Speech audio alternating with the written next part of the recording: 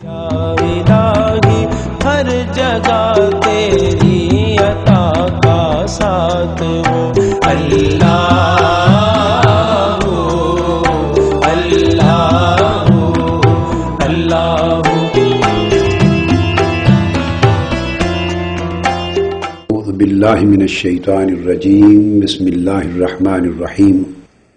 قال رب اجعل لی آیہ قال آیتک الا تکلم الناس ثلاث لیال سویا فخرج على قومه من المحراب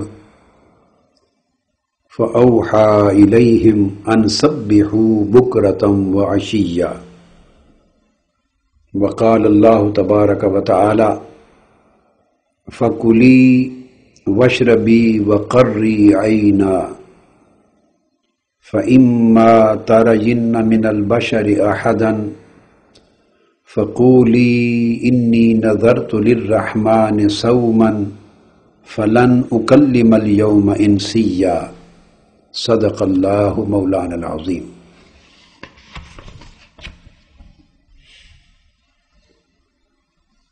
معزز اور محترم معتکفین اور معتکفات، تحریک منہاج القرآن کے جملہ قائدین، کارکنان اور خواتین و حضرات، الحمدللہ تعالی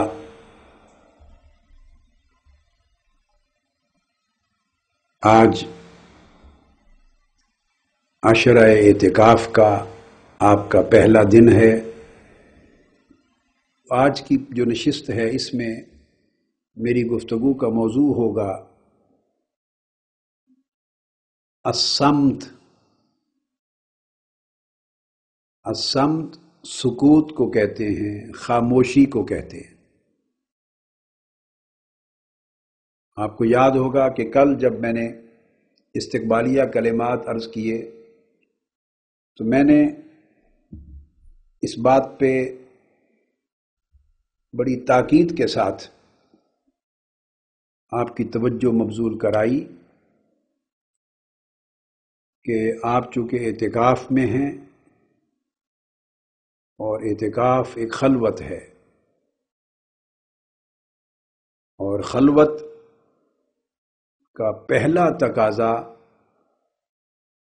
غیر ضروری کلام سے گریز کرنا ہے، سکوت اور خاموشی کے ساتھ رہنا ہے۔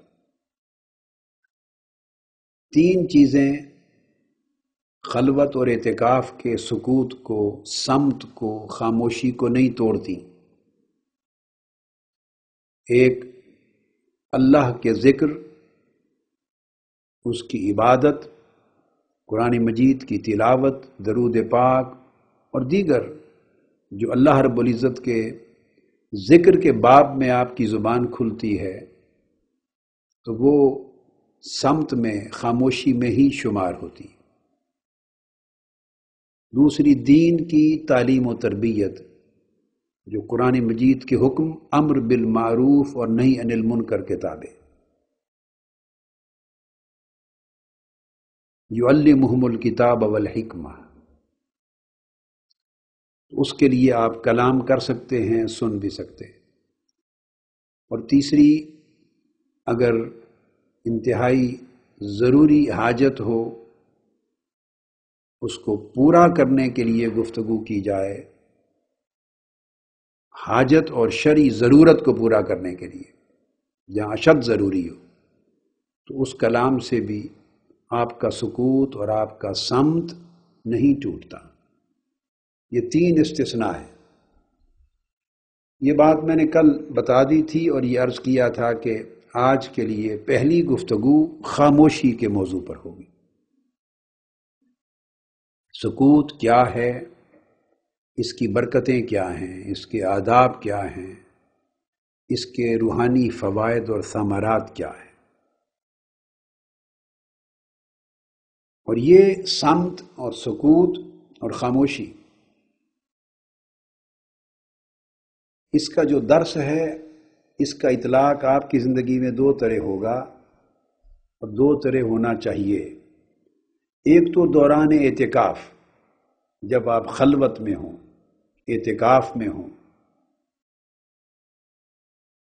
دوسرا، جب اعتکاف سے، خلوت گاہ سے آپ چلے جائیں گے، اس روحانی تربیت گاہ سے گھروں کو واپس پلٹ جائیں گے، تو پوری زندگی میں بھی اس حکم صمت، حکم سکوت اور خاموشی، اس کے اثرات، اس کی برکات عملاً پوری زندگی میں بھی نظر آنی چاہیے.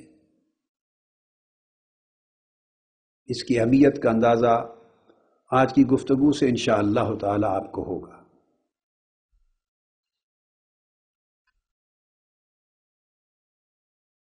الصمت یہ سواد کے ساتھ ہے، سواد، میم اور تے. یہ سکوت اور خاموشی، اس مضمون کو بیان کرنے کے لیے میں نے سورہ مریم کی 2 آیات کی تلاوت کی ہے.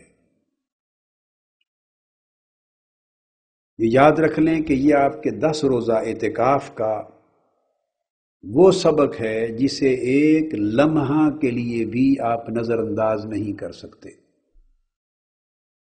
جب دنیاوی گفتگو کسی کے ساتھ نہ ہو تو آپ ہزارہا کی تعداد میں حالت اعتکاف میں بیٹھے ہوئے بھی خلوت میں ہیں،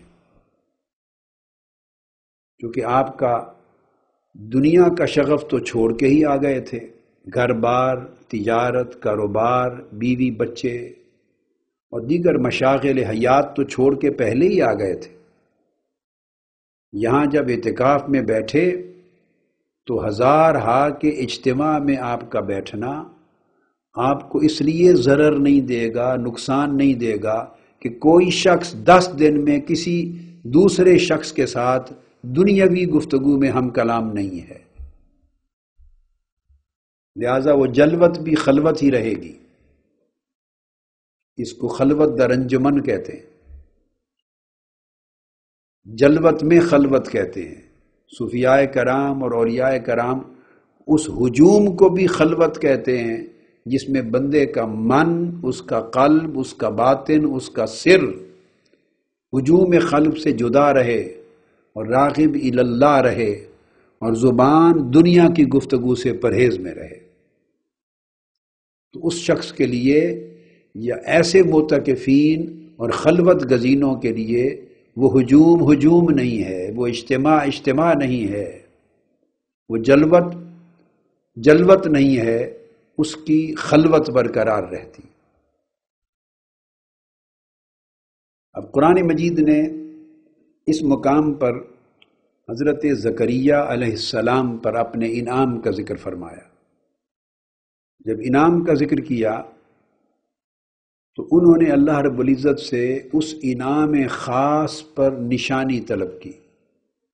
تو اللہ رب العزت نے فرمایا قال آیتک اللہ تکلم الناس 3 لیال سویا. تو ارشاد فرمایا کہ تمہاری نشانی ہے زکریا یہ ہے کہ تم بالکل تندرست ہوتے ہوئے بھی 3 رات اور 3 دن تک لوگوں سے کلام نہیں کر سکو گے. یعنی آپ پر، آپ کی زبان پر صمت، سکوت اور خاموشی 3 دن کے لیے طاری کر دی گئی ہے. یہ اللہ رب العزت کے انعام کی علامت ہوگی. یہ قرآن مجید کی وہ خاص نص ہے کہ جو انعام یافتہ بندے ہوتے ہیں، جن پہ اللہ رب العزت کے انعام کی بارش ہوتی ہے، جنہیں اللہ رب العزت کے خصوصی انعام سے نوازا جاتا ہے، تو یہ آیت کریمہ سبق دیتی ہے کہ اس خصوصی انعام سے نوازے جانے کی علامت خاموشی ہے. پھر وہ لوگ خاموشی اختیار کرتے ہیں. یعنی اگر ضرورت اور حاجت نہ ہو تو بے ضرورت کلام نہیں کرتے.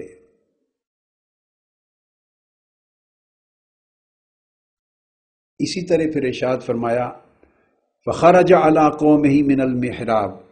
جب پھر وہ اپنے زکریا علیہ السلام حجرہ عبادت سے نکل کر اپنے لوگوں کے پاس، اپنی قوم کے پاس آئے تو فأوحیٰ الیہم، تو ان کی طرف اشارہ کیا.